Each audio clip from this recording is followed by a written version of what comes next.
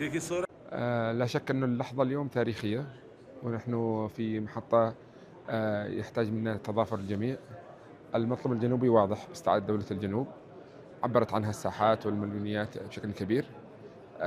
تأتي اليوم هذه اللقاءات استجابة لدعوة المملكة العربية السعودية في رعاية حوار جنوبي.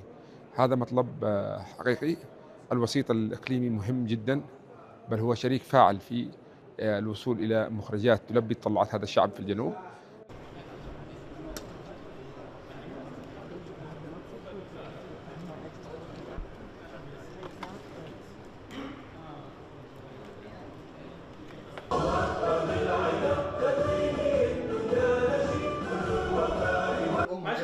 اقصى اليمين واقصى اليسار الاخوان المسلمين يلا.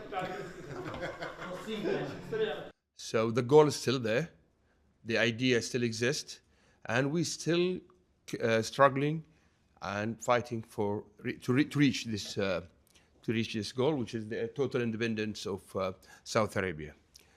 Our goal is to build up a new country, federal, democratic country. That's the dream for all Southern through decades. The military movement was a step that wasn't calculated really very well.